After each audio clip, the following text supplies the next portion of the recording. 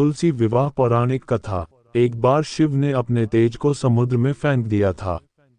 उससे एक महातेजस्वी बालक ने जन्म लिया। यह बालक आगे चलकर जलंधर के नाम से पराक्रमी दैत्य राजा बना। इसकी राजधानी का नाम जलंधर नगरी था। दैत्यराज कालनेमी की कन्या वृंदा का विवाह जलंधर से हुआ। जलंधर महाराक्षस था। अपनी सत्ता के मद में चूर उसने माता लक्ष्मी को पाने की कामना से युद्ध किया, परंतु समुद्र से ही उत्पन्न होने के कारण माता लक्ष्मी ने उसे अपने भाई के रूप में स्वीकार किया। वहां से पराजित होकर वह देवी पार्वती को पाने की लालसा से कैलाश पर्वत पर गया। भगवान देवाधिदेव शिव का ही रूप धर कर माता पार्वती के समीप गया, परंतु मां ने अपने योग बल से उसे तुरंत पहचान लिया तथा वहां से अंतर्ध्यान हो गईं। देवी पार्वती ने क्रोध होकर सारा वृतांत भगवान विष्णु को सुनाया। जलंधर की पत्नी वृंदा अत्यंत पतिव्रता स्त्री थी।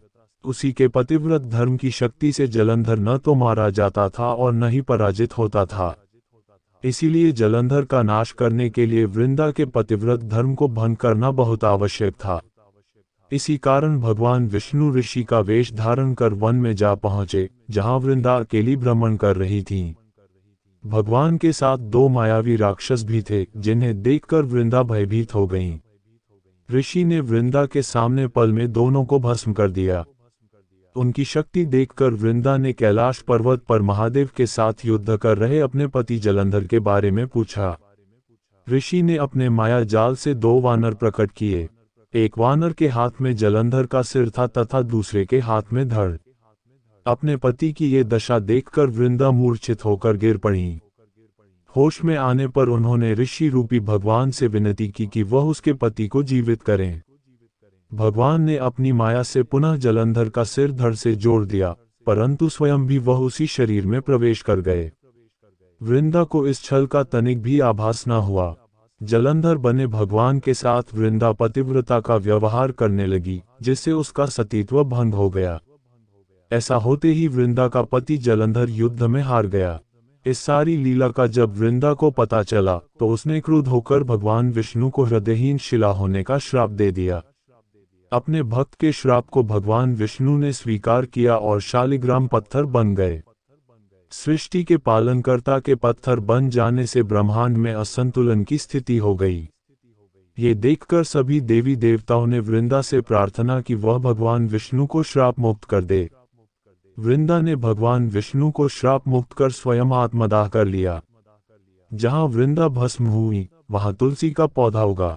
भगवान विष्णु ने वृंदा से कहा, हे वृंदा, तुम अपने सतीत्व के कारण मुझे लक्ष्मी से भी अधिक प्रिय हो गई हो। अब तुम तुलसी के रूप में सदा मेरे साथ रहोगी। तब से हर साल कार्तिक महीने के देव उठावनी एकादशी का दिन तुलसी विवाह के रूप में मनाया जाता है। जो मनुष्य भी मेरे शालिग्राम रूप के साथ तुलसी का विवाह करेगा, उसे इस लोक और परलोक में विपुल यश प्राप्त होगा। उसी दैत्य जलंधर की यह भूमि जलंधर नाम से विख्यात है। सती वृंदा का मंदिर मोहल्ला कोट किशनचंद में स्थित है। कहते हैं कि इस स्थान पर एक प्राचीन गुफा भी थी, जो सीधी हरिद्वार तक जाती थी। सच्चे मन से 40 दिन तक सती वृंदा देवी के मंदिर में पूजा करने से सभी मनोरथ पूर्ण होते हैं। जिस घर में तुलसी होती है, वहां यम के दूत भी असमय नहीं जा सकते।